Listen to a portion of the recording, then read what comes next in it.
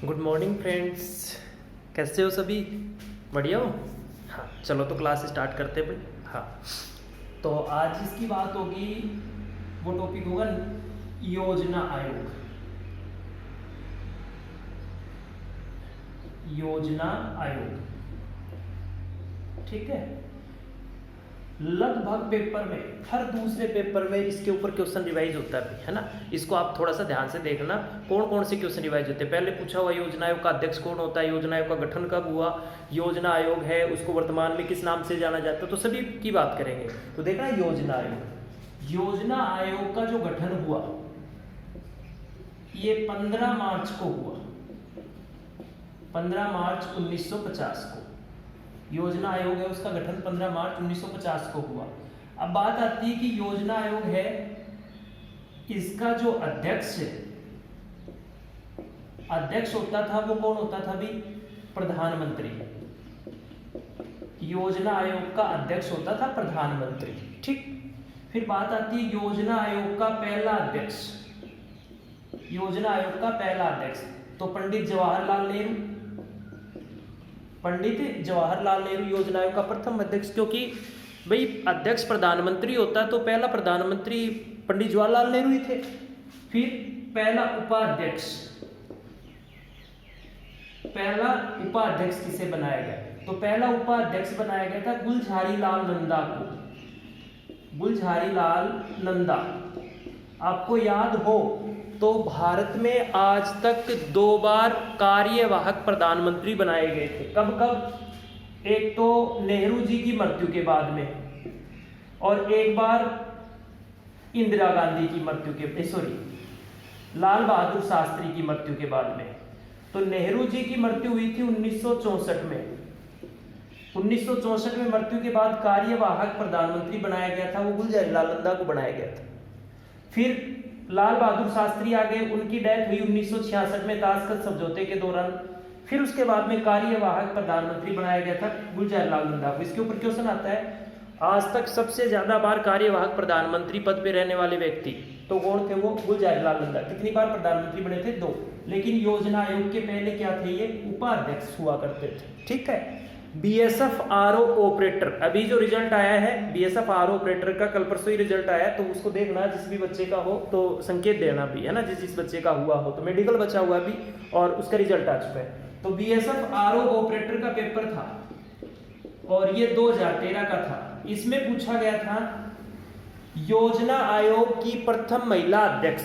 तो योजना आयोग की पहली महिला अध्यक्ष कौन होगी भाई? इंदिरा गांधी। क्यों? क्योंकि इंदिरा गांधी भारत की पहली प्राइम मिनिस्टर बनी थी महिला के तौर पे। तो पहली महिला अध्यक्ष योजना आयोग की कौन हो गई? इंदिरा गांधी। बस ये चैप्टर इतना ही है जो कंप्लीट हो चुका है। लेकिन अब बात आती है कि आज ये योजना आयोग नहीं है।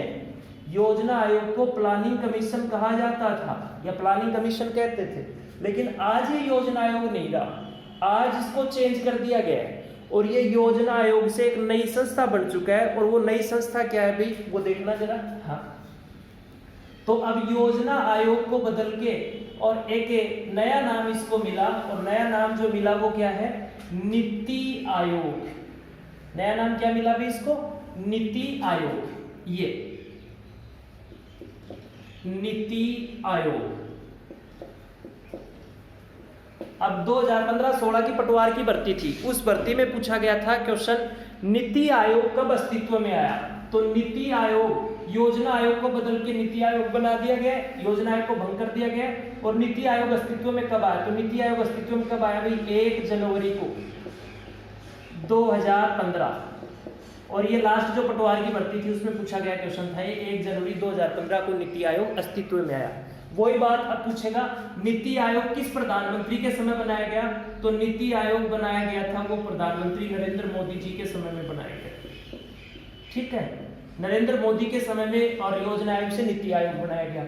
अब आपसे फिर पूछेगा नीति आयोग का अध्यक्ष कौन होता है भी? इसमें थोड़ा फेरबदल किया गया, उसकी बात करेंगे। नीति आयोग का अध्यक्ष कौन होता है? वही प्रधानमंत्री होता है भी। नीति आयोग का पहला अध्यक्ष कौन बना? तो नीति आयोग का पहला अध्यक्ष कौन बना भाई? नरेंद्र मोदी जी, है ना। ये पहले अध्यक्ष के तौर पे जाने जाते हैं। नीति आयोग के पहले अध्यक्ष इन्हीं के टाइम पे बना था 1 जनवरी 2015 को। तो नरेंद्र मोदी पहले अध्यक्ष। पहला उपाध्यक्ष कौन बना भी? पहला उपाध्यक्ष, तो पहला उपाध्यक्ष बना अरविंद पनगड़िया। अरविंद पनगड़िया, हाँ, अरविंद पनगड़िया को पहला उपाध्यक्ष बनाया गया। फिर नीति आयोग जब बनाया गया तो इसमें एक नए पद का सृजन हुआ, सीईओ, चीफ एजुकेटर ऑफिसर या मुख्य कार्यकारी अधिकारी। तो चीफ एजुकेटर ऑफिसर का पद पहली बार किसको मिला? तो सिंधु श्री खुल्लर को। सिंधु श्री खुल्लर। आपसे पूछा जाए कि नीति आयोग की प्रथम महिला सीईओ, तो सिंधु श्री खुल्लर। और आपसे क्वेश्चन पूछा जाए नीति आयोग का पहला सीईओ, सिंधु श्री खुल्लर। क्वेश्चन एक ही है लेकिन पूछा दो तरीके से जाएगा। नीति आयोग का पहला सीईओ कौन? सिंधु श्री खुल्लर। लेकिन ये क्या है भाई? प्रथम महिला का भी दर्जा रखती है, ठीक है, इसलिए आप याद रखोगे प्रथम महिला है वो सिंधु श्री खुल्लर है और पहली भी यही बनी थी। फिर बात आती है कि वर्तमान में सीईओ कौन है? तो वर्तमान में सीईओ कौन अभी? ये है अमिताभ कांत। अमिताभ कांत, ये अमिताभ कांत वर्तमान में सीईओ के पद पे हैं। अब इसको भी एक अलग से विशेषता प्राप्त है, ये प्रथम पुरुष हो गए। हाँ, प्रथम पुरुष वर्तमान में अमिताभ कांत। लेकिन क्वेश्चन पूछा जाए नीति आयोग का प्रथम पुरुष सीईओ कौन बना? तो अमिताभ कांत। और जब भी आप पेपर देने जाओ तो उससे पहले चेक कर लेना, ये तो अमिताभ कांत आज का ही बता रहा हूं, लेकिन प्रथम पुरुष के तौर पे यही रहेगा। आगे जब आपका पेपर होता हो और आप ये वीडियो देख रहे हो तो उस समय चेक कर लेना कि वर्तमान में कौन है, और ये चेंज होते रहते हैं, है ना। तो वर्तमान में तो अमिताभ कांत ही है। अब बात आती है कि भाई वर्तमान में इनके अध्यक्ष और उपाध्यक्ष कौन है? ये तो पहले थे, प्रथम अध्यक्ष मोदी जी, उपाध्यक्ष पहले अरविंद पनगड़िया। अब वर्तमान में कौन है? तो वर्तमान में अध्यक्ष है, तो वर्तमान में अध्यक्ष तो वो ही रहेंगे भी, मोदी जी रहेंगे, क्योंकि प्रधानमंत्री दूसरी योजना में यही है, तो ये मोदी जी। लेकिन वर्तमान में उपाध्यक्ष की बात करूं मैं, तो उपाध्यक्ष वर्तमान में राजीव कुमार। राजीव कुमार ये वर्तमान में उपाध्यक्ष है। लेकिन याद रखना जब पेपर देने जाओ तो इसको चेक कर लेना, उपाध्यक्ष को और अध्यक्ष को। हालांकि लंबा पीरियड हो जाएगा अध्यक्ष के पद के लिए तो, लेकिन उपाध्यक्ष है ये जरूर चेक कर लेना। तो राजीव कुमार वर्तमान में। अब सबसे बड़ी बात आती है, और सबसे बड़ी बात क्या आती है, इसके ऊपर जो क्वेश्चन आज तक सबसे ज्यादा पूछा गया है, और वो क्वेश्चन क्या पूछा गया देखना, निम्न में से कौन सी संस्था है जो संविधानेतर है?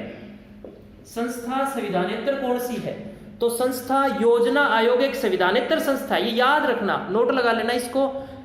योजना आयोग एक संविधानेतर संस्था है, इसका संविधान में कोई उल्लेख नहीं है। करीब करीब हर बार ये क्वेश्चन पूछा जाता है भाई, बहुत से पेपरों में देखा गया है, जिसमें आपको यूपीएससी नाम दे दिया जाता है, आपको निर्वाचन आयोग का नाम दे दिया जाता है, और उसके बाद में ये योजना आयोग नाम दे दिया जाता है, और आगे और भी कोई नाम दे दिया जाए। तो आपसे पूछेगा निम्न में से संविधानेतर संस्था कौन सी है? तो संविधानेतर संस्था कौन सी है भी? योजना आयोग। और संविधानेतर संस्था का मतलब क्या होता है? जिसका संविधान में कोई उल्लेख नहीं हो, ठीक है।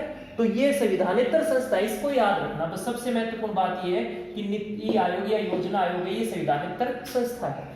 फिर एक क्वेश्चन और पूछा जाता था, योजना आयोग को अंतिम मंजूरी कौन देता है? तो योजना आयोग को अंतिम मंजूरी देता है वो राष्ट्रीय विकास परिषद। लेकिन मैं बात करूं राष्ट्रीय विकास परिषद की, तो आज उनको भंग कर दिया गया भी, क्योंकि जब से नीति आयोग बनाया तो नीति आयोग के बाद में राष्ट्रीय विकास परिषद है वो भंग कर दिया गया। हालांकि उस पर क्वेश्चन पूछे जाते थे पहले, और पहले क्वेश्चन क्या पूछे जाते थे, हालांकि अभी भी पूछा जाएगा।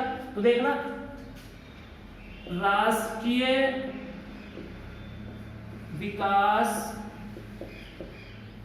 परिषद है ना, या नेशनल डेवलपमेंट काउंसिल। राष्ट्रीय विकास परिषद का जो गठन हुआ था वो 6 अगस्त को हुआ 1952 को, ठीक। और सेम प्रक्रिया वही होती थी जो योजना आयोग के अध्यक्ष उपाध्यक्ष होते थे वो इसके होते थे। तो इसकी स्थापना आप याद रखना 6 अगस्त 1952 को। और इसका अध्यक्ष भी कौन होता था? अध्यक्ष वही प्रधानमंत्री होता था भी।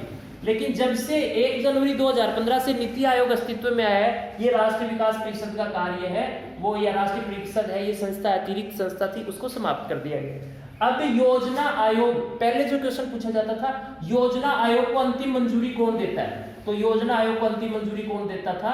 ये राष्ट्रीय विकास परिषद उसको अंतिम मंजूरी देता था। ऐसे ही एक नाम आता है पंचवर्षीय योजना। पंचवर्षीय योजना है ना, ध्यान होगा आपके, पंचवर्षीय योजना।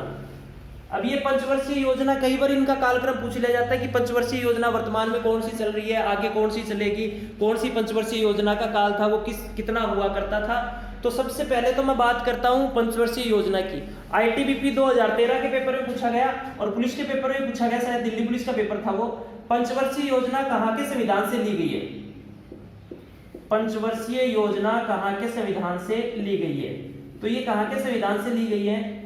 यूएसएसआर से, है ना। यूएसएसआर कई बार पेपर में आ जाता है, आरएस के अंदर भी आया और भी कई पेपरों में आ जाता है। यूनाइटेड सोवियत सोशलिस्ट रिपब्लिक, या इसको कहें तो सोवियत संघ, सोवियत संघ, है ना। सोवियत संघ के नाम से इसको जाना जा सकता है। लेकिन बात वो नहीं कि सोवियत संघ है या यूएसएसआर है, ये पंचवर्षीय योजना यूएसएसआर सोवियत संघ के संविधान से ली गई है। लेकिन सोवियत संघ आज नहीं है। 1991 में मिखाइल गार्बोचेव हुआ करता था, मिखाइल गार्बोचेव।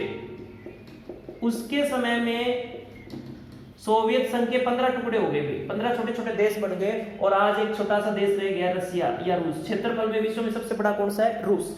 तो आज पंचवर्षीय योजना है, ये भी भंग कर दी गई है। अब वर्तमान में कोई पंचवर्षीय योजना है वो नहीं चल रही। तो इस चीज का आप याद रखोगे। आपसे कई जगह बता दिया जाता है कि 13वीं पंचवर्षीय योजना चल रही है, किसी बुक में भी छाप दिया हो तो कोई दिक्कत नहीं है ना। तो आज वर्तमान में कोई नहीं है, क्योंकि 1 जनवरी 2015 के बाद में ऐसी कोई बात देखने को नहीं मिलती है जिसमें पंचवर्षीय योजना मिलती हो, है ना। तो आप ये याद रखोगे कि वर्तमान में ये चीजें हैं। नीति आयोग के अस्तित्व में आने के बाद में ये और समाप्त कर दी गई है, ठीक है। हाँ।